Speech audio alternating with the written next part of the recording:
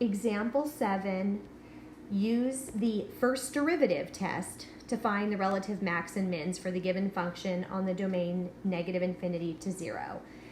So because we're going to work with the first derivative test, first thing we need to do is find our critical numbers. This involves us taking the derivative of the function that we were given, t times e to the t. Since we're taking the derivative of t, which shows up twice in this problem, and doesn't have a plus in between those t's, we're going to have to use the product rule. So everything before the exponential piece is f, and so if f is just the letter t, the derivative of t is 1. The exponential piece is e to the t, and the derivative is to copy the question, take the natural log of the base, and the derivative of the top.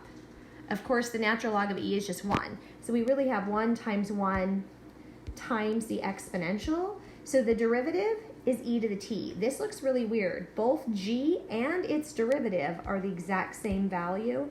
This is the one time this kind of happens in calculus. Keep in mind, we're not done because we haven't found the derivative yet. We've just found the parts of the derivative.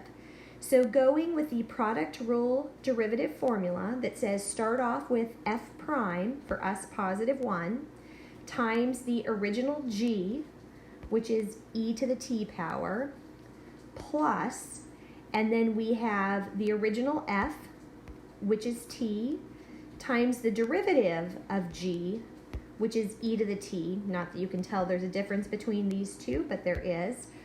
We can now clean this up, right? When we multiplied 1 times the first term, there was nothing. There's actually really nothing to multiply in the second term, so it's just t, e to the t, but we have our derivative. Again, we're still not done with step 1 because we haven't actually found the critical numbers.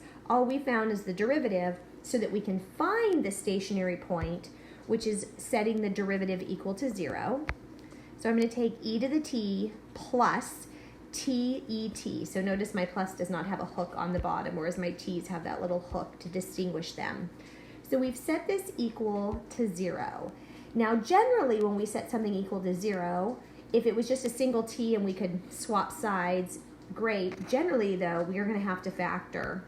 So if you notice, because there's an e to the t on both sides of the plus sign, we're going to factor that out, taking everything from the left of the plus sign, which means we'll need a 1, and just leaving ourselves with the t on the right side.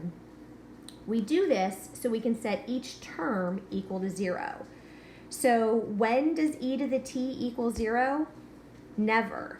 If you notice, it doesn't matter what you plug in for the value of t. A -1 will not give you 0. Plugging in a 0 will not give you 0.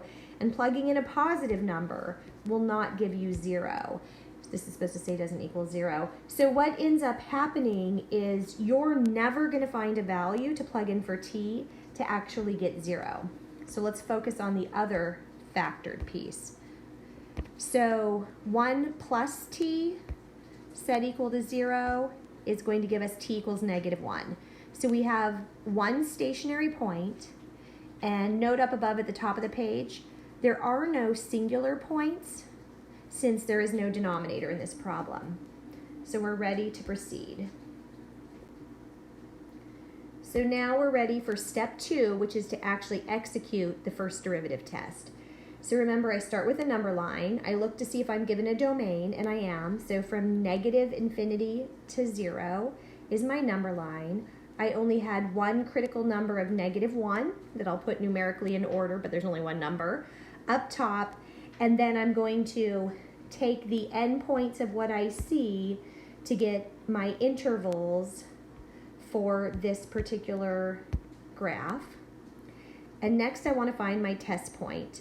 I needed something smaller than -1 to as small as possible, so I just chose -2.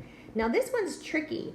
I need a test point in between -1 and 0. There are no whole numbers, so I went with -0.5. Keep in mind 0.5 would have actually been bigger than this. So I just needed a negative number, but not as small as -1. I know that sounds so awkward. So now we're ready to test the endpoints in the derivative. So remember, I'm not going back to the question, I'm going back to the derivative where I had e to the t times the quantity 1 plus e to the t, or 1 plus t. I plugged it into the factored form of the derivative. You don't have to. And I know that this is just negative 1. So really I have negative e to the negative 2. And if you aren't sure, it's probably good to plug that into your calculator and you get negative 1.353, etc. So what we're focused on is I got a negative number, which means my graph is decreasing or headed downhill in this region. Now I need to do the same thing to test my other point in the derivative, but I'm just going to jump right to the calculator on this one to get positive 0.3032. Because this number is positive, my graph is increasing in this region or headed uphill. So if I go from downhill to uphill, I have a relative minimum at the critical number -1. So I could actually jump over to my answer box where it says relative minimum and say at x equals -1, I have a minimum and, ooh, I don't know what my y value is. So I'm going to do step 3 next, which is to find the coordinates to go into the answer box.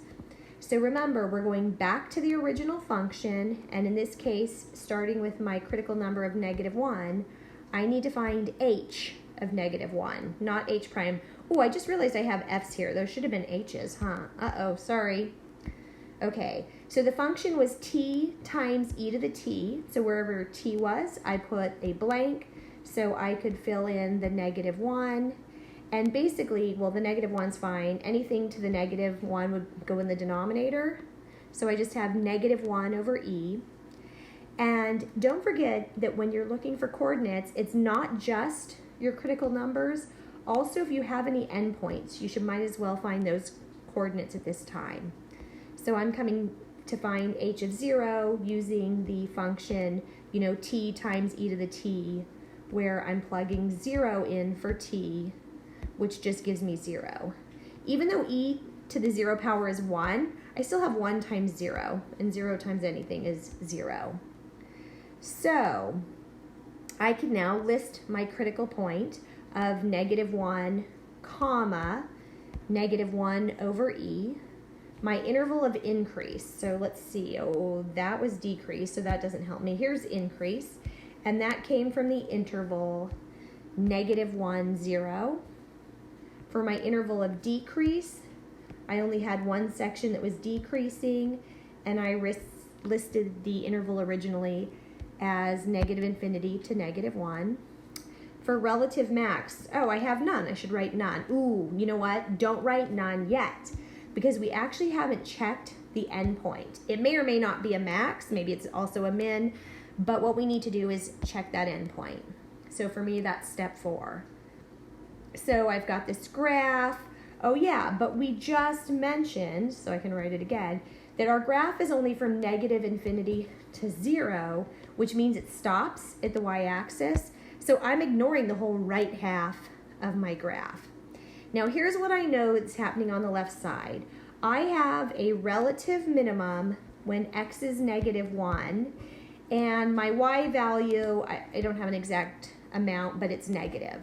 So at -1 and some negative y value is my critical point, which we said is a relative minimum. So it's got that U shape instead of an upside down kind of N shape. I'm hitting a low point. So that means I'm headed uphill on both sides. To the left, because I'm going to infinity, it's forever, which is why I drew the arrow. But on the right side, when I go up, I hit the wall. I hit where my domain ends. And so I actually have a point there. So no mathematical test needed. I just look at this endpoint and can see that it's a relative maximum. So I can come fill this in as a relative maximum at the point 0, 0.